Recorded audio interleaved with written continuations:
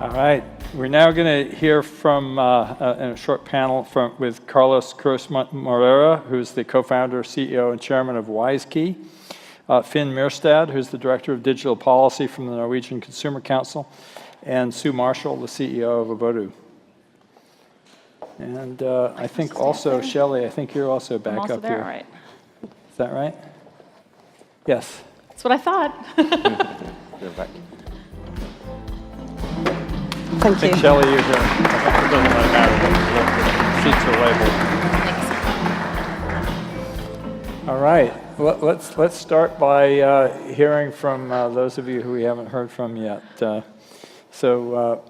Maybe Sue, let's start with you, both because you're on the end, but also because your company is kind of an exemplar of something that we didn't really talk about, which is this ability of technology to augment people so that they can do things that you just couldn't do before.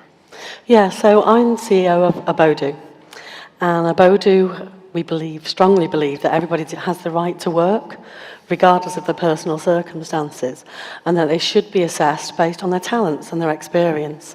And that's not always possible because you live maybe in a rural environment or you don't have easy access to transportation to get to where the jobs are.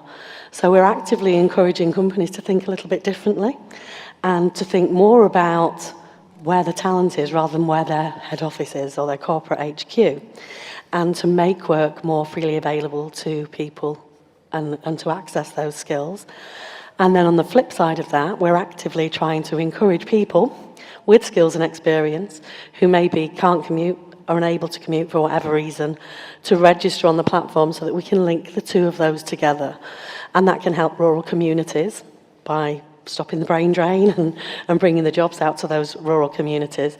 And it can help groups of people who can't necessarily get into big cities because maybe they're entry level and it's too expensive for them to live and to commute there, or because they have responsibilities at home as a carer or as a parent, or they simply don't want to do 4 hours a day on a train into London, there and back. So we're trying to open up a world of work by making it more accessible and by making the work environment more flexible. Yeah, it's really interesting. There's a startup in the Middle East. I don't remember the name of it offhand, but I met the entrepreneur in Dubai, and it's literally doing something very similar, but for women who are in Purdah, who are allowed, they're not really allowed out, but they're able to contribute to society and find work.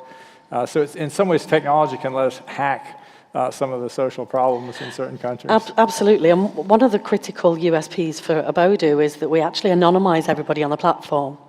So you only see the skills and the experience if it's a match to your job. So there's none of this one-click apply where you're having to plow through 300 CVs to find somebody relevant.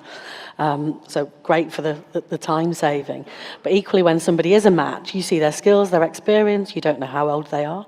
You don't know whether they're male or female, you don't know what their ethnicity is, what their personal circumstances are, and you invite them to interview based on their skills and experience. So for us, we felt that was a game changer in reducing unconscious bias at early stage recruitment, but also being quite improving inclusivity and diversity in the workplace, because you're not interested in anything other than can they do the job. Yeah, so let's pivot slightly, because we have two speakers who are concerned with some of the negative aspects of what we're going through and obviously ideas about potential solutions. Let's start with you, Carlos. You maybe talk a little bit about what you do and the problems that your company is engaged with solving. For pleasure. So just to position the problem in the history, the World Wide Web was created 30 years ago. Actually, we celebrated in Geneva with Tim Berners-Lee just a few weeks ago the celebration of the web.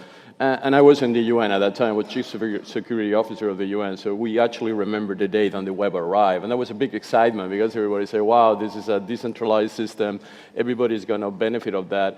But we knew very well that the web is blind. The web doesn't know what it transfers. It was actually designed to be blind. It was designed by military, internet, ARPANET in a way that it could never be shut down. And that was actually the design architecture. So those things that made the web so amazing has become now the major issues. Because if one of the nodes, and this is what Facebook is, what Google is, what anybody is, becomes very powerful nodes, those nodes have a gravity center which becomes so big and so strong that everything else around that gravity center gets sucked into the gravity center. It's like black holes on the internet. So how we solve that? And that's what my company, I created a company which is now the largest cybersecurity company in Europe, listed in the Swiss Stock Exchange, which took a totally different approach. We said, okay, in order to benefit the web, we have to put the person, the human, at the center of gravity. So it is the human, it's not the computer or your mobile phone or your tablet, it is the human. But the problem we have, the human does not exist in the internet. The internet doesn't know we are a human. The internet doesn't even understand what a human is. So if the internet does not understand what a human is, we are actually becoming an endangered species.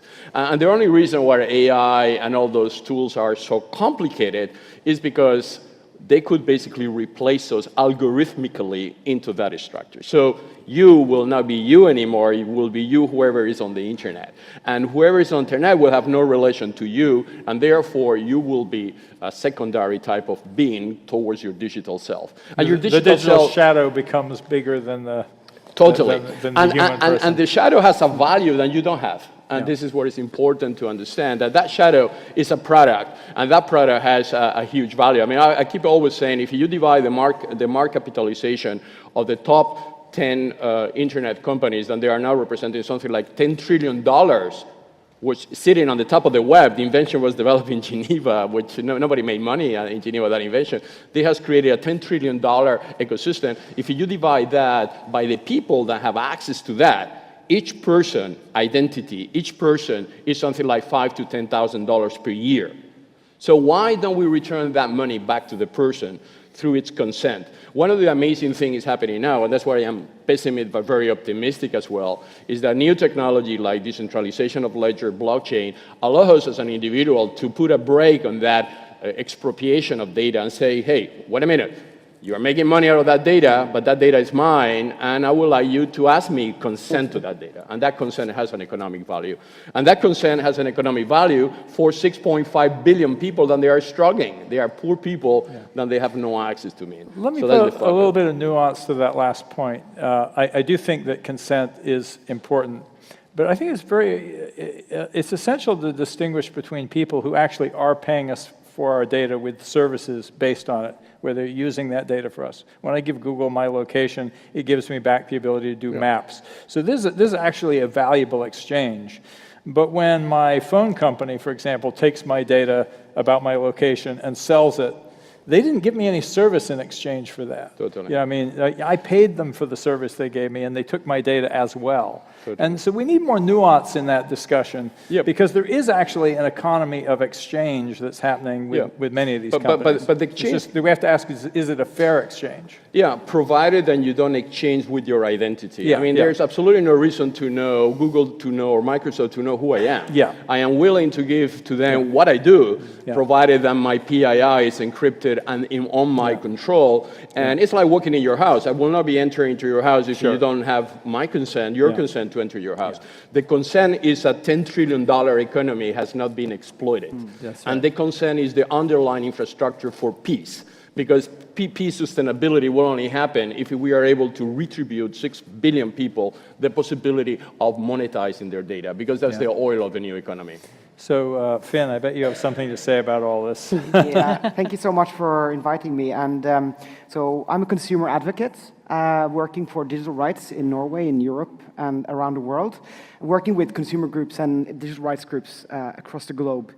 And just to echo on the points you just mentioned, I mean, putting a value on data, I think it's a very challenging exercise. How do you put money on? It's like trading with a currency you don't know the value of, because your data has a value right now. You get a service back. I'm using Google Maps.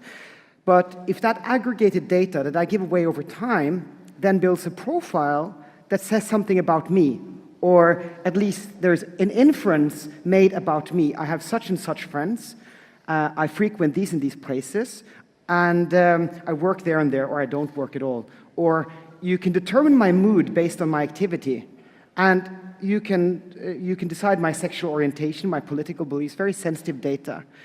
And so if I give away this trade in the moment, oh, I'm using Google Maps and give them access for the rest to my phone, I don't know how valuable my data is. Just to give you an example, 2 examples.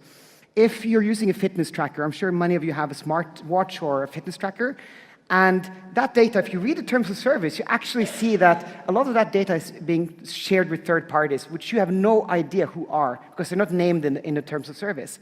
If that means that you, 10 years down the line, are refused health insurance, or you have a higher premium on your health insurance, then suddenly your data is extremely valuable. Sure. And we know there are business models like this today. If you also know that there are risk models, this is huge business, assessing financial risk. And if I'm deemed financially, riskful, and I don't get a mortgage in the future, and suddenly I don't get access to credit, again, my data is much more valuable than $50, $100, and so on.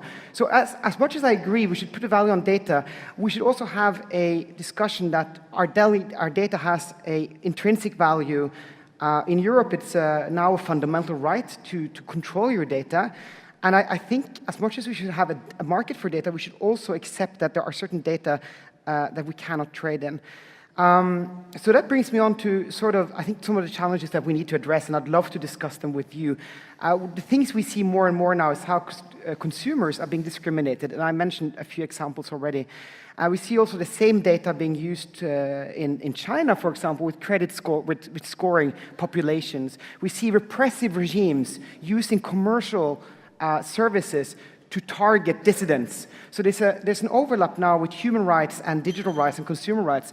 And I think my call to action, being here today, I've heard lots of really inspiring talks today and yesterday. I think we need to have more ethical investments. So those of you who are investing in companies, venture capitalists, you need to ask your companies, do you have good data policies? Do you have a clear plan for not discriminating consumers? There's also now, with, of course, new legislation that came into Europe, what they call the data protection GDPR, which I know a lot of people hate because you get those pop-ups, right? The good thing about it is that it gives some fundamental rights to the users. And now there's actually a price tag on not complying, which again gives risks to investors, because the price tag for not complying could be up to 4% of a global turnover. Suddenly, there is an incentive to maybe use higher demands. So that's my short-term solution. Yeah. And my long-term encouragement is we need businesses, regardless of the laws, to go beyond compliance. I'm relieved to hear about Microsoft here, because the prevalent business model with the companies now is to monetize users' data with no transparency, no control. And you mentioned consent. We looked into last year, I'll finish now, how, and I have to name them because they're the biggest companies in the world, Google and Facebook. We also looked at Microsoft, did better. But how the companies deceive basically their users by using what we call dark patterns. So that's when you get the consent pop-up. The way they framed your way to consent, the click flow, the design of the service, the way they measure their words, clearly pushes the users in a very specific direction. So the area of consent that you mentioned is under immense pressure. And who here hasn't clicked yes and download an app without reading the terms? And even if you do read the terms, it's generally take it or leave it. With very few options. I think the real issue there is that we have very binary thinking about, well, it's either consent or no consent. And of course, all of the interesting questions are in the gray area in between. It's either privacy or openness. And it's not a binary question. No. And we need to get better at that, at understanding that this fundamental question is the company using my data for me or against me? Are they letting it leak out? And I think one of the things that's interesting to me, and this I'm going to pass over to Shelley, because it seems to me that in the future, one of the opportunities of AI is to get more nuanced about all this. Because these are massive computation problems. You think you're actually trying to figure out for billions of people where the gray areas are and what's right. And again, there are a lot of different rules that need to be put in place. And it's not going to be somebody writing them all out. It's going to be getting a sense a model, effectively, an AI model for what fairness looks like. And I think it's interesting, there's this wonderful quote from this guy, Paul Cohen, who was, again, a former DARPA program manager. He's now the Dean of Information Sciences at the University of Pittsburgh. He said, the opportunity for AI is to help humans model and manage complex interacting systems. And I think that's what we're heading towards. And that's the thing that I love about Microsoft's approach to AI, is because I think you are trying to say, how do we use this technology to model and manage complex interacting systems? So maybe you could pick up on that. I would just say, to start with, just offer a couple of thoughts on that. Like, I don't think anybody has the answers to this question. It's something that everyone's struggling with and trying to figure out. I think certainly our approach has been to think through what are those key things we need to be doing to make sure that when we're designing AI, it does take into account differences. And the inclusive principle, for me, I think is one of the most important ones, because it is about how do you ensure you have diverse teams that are working on this stuff, diverse opinions, and you have such a great opportunity to actually eliminate human biases that are in the system today, that we spend so much time worrying about the biases that come with artificial intelligence, and I think we should spend a lot of time thinking about really what the opportunity is on how we can use these systems to eliminate human bias. And I'm really excited to read your work, because it sounds so interesting, but something that we're working on every day at Microsoft to figure out how we can up our game and up it for everyone else. And that's why we believe there's a combination of what can we do, how do we get some standards, and there's also real regulatory pressures that are coming, and they're coming from Europe. I mean, GDPR isn't an accident that Europe's talking about this, because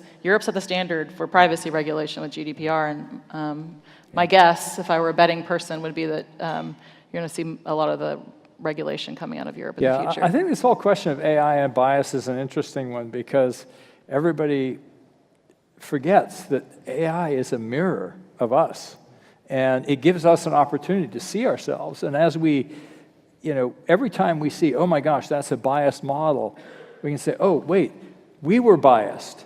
And now when we fix the model, we actually have to confront and reflect on our own bias and our own society, and start to say, build into our models the society that we want to be. And I think there's an opportunity for us in AI to build in our aspirations for our better selves, and instead we're often building in aspirations for our worst selves. And that's sort of where I talk about, in some sense, that we're building it through our financial markets and through many of the surveillance capitalism, kind of a model of a dystopian society. And we have to basically build the positive version of that. AI itself can help detect biases in AI. That's right. I want to pick up a question here from the audience. Somebody said, should we be trialing new technology on vulnerable populations? Is the risk of innovation falling on populations who are least protected? And I want to recommend in that regard a book by Virginia Eubanks. Sorry, and I am forgetting the name of it right now, but just Google her name. And she basically talks about social welfare systems in the United States and how effectively we've been, you may have heard about the social credit systems in China. She says, look, we've been trialing this stuff in America on poor people for the last 40 years, where you get access to services based on social scoring. So we really have to actually look at this stuff. And I think the answer to that one is absolutely. We should not be trialing it on vulnerable populations. We should actually be making sure that all of the surveillance starts with people who are very rich and get to buy privacy. Doesn't it depend, though, on whether the technology is going to be of benefit to them or not? Yeah. So if the technology is of particular benefit to somebody who's vulnerable in society. Yeah. And there's an intrinsic value judgment on whether that it's trialing it as like a bad thing in that statement. And That's fair. Could be. Yeah, I mean, yeah. Any other? Yeah, maybe on AI, one question. I wrote a book which is available in the reception with the name Transhuman Code. What the book defends, and we launched that in Davos at the World Economic Forum, is that the best perfect AI the world knows, and the most perfect technology the world knows, is us, human. Mm-hmm. There is absolutely nothing in the market on AI that basically replaces 5% of our algorithm. We have an algorithm we took millennia to be built. The human algorithm is as sophisticated that if it's enhanced by external algorithm, it will get much better. But what is a very big danger is to create the algorithm outside that algorithm the human has. Yeah, yeah. And that's the new thinking, and I know in Silicon Valley they have a different views than we have in Europe about this, is the merge of biology and AI and creating this kind of superhuman.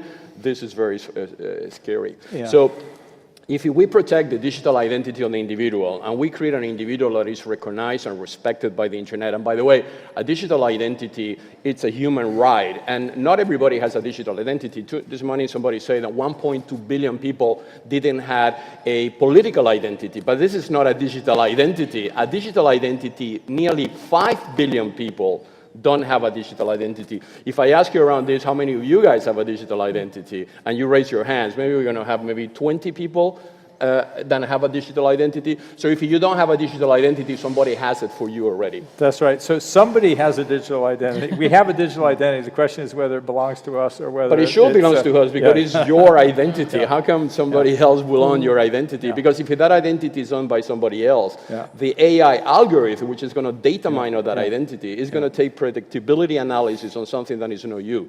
And that's a very big danger. There's a question here from Arnie.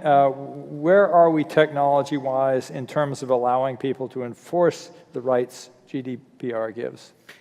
It's a very good question, and just because we're looking at this all the time. And right now, there are tools that you can take out your data, but it's hard to put them in somewhere. So you can take your data down, let's say, from your Fitbit, but it's hard to put it back into to another Fitbit. And it's hard to download your data and to see what does it actually mean. So I think we're still in the beginning. I think it's way too early to say whether the GDPR is a success.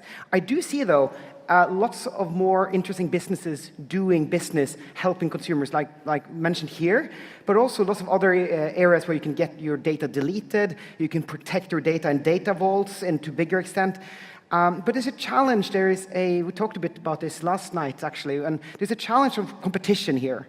Because the prevailing, at least from my point of view, we have digital monopolies to a certain degree, and there was this op-ed in the New York Times last week about breaking up Facebook, and that might not be the solution, but it's really hard for new entrants to come into this market and actually challenge the prevailing business models. And therefore, I think some of the solutions must be regulatory. We must demand better oversight. There must be better accountability. There was a big company, Equifax, last year, that collects data from us. They buy data from brokers and websites all around the world. They collect the data, and then they make profiles on us. They had a data breach, which leaked data of 143 million US citizens.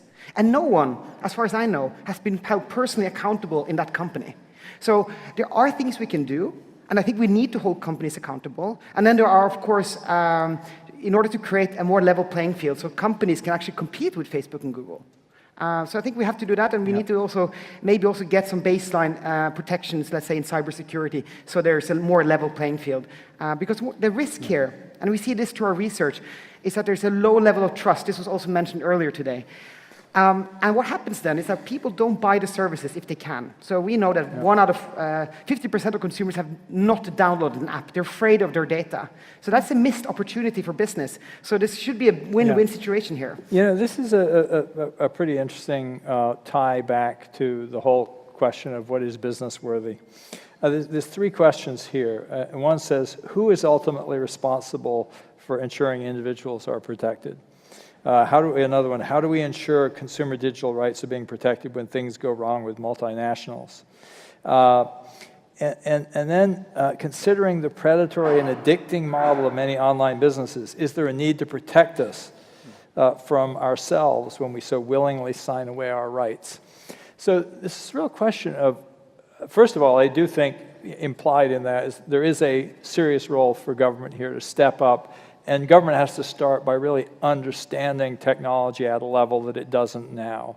And I think that understanding perhaps begins with demands for far greater transparency. It's very hard to regulate something you don't understand, and so much of what happens in this space is companies do smoke and mirrors. Oh, this is our private business model, you can't have access to that data. I think government should start by demanding much more access so that we can really understand what's going on at these companies. But I also think we absolutely need businesses to step up and to really put their users first, and to start to develop business models where there is alignment, where actually serving your users, where the data is really working always for them rather than you're always incented to actually use it against them, which is what you have in these predatory models, I think is one of the big challenges for the tech industry today. But it's Any comments happening on that? already. I mean, one of the things which is very encouraging is that there's a new kids on the block with the name blockchain,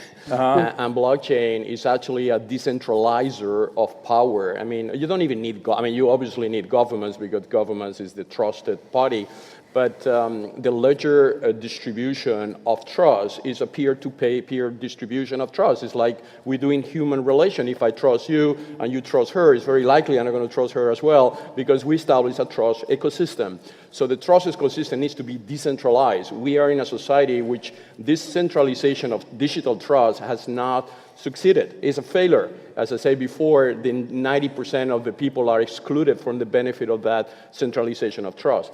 Blockchain technology is there. I am working with BRI, Blockchain Research Institute in Canada, which has organized a huge conference with the Canadian government where we are putting blockchain center of excellence all over the world, integrating existing blockchain experiences into an internet free. We need to build a new internet because the current internet is broken.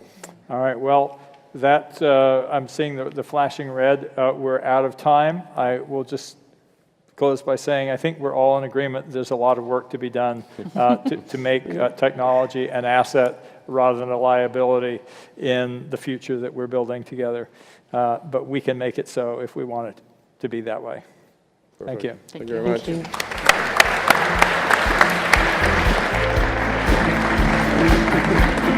you.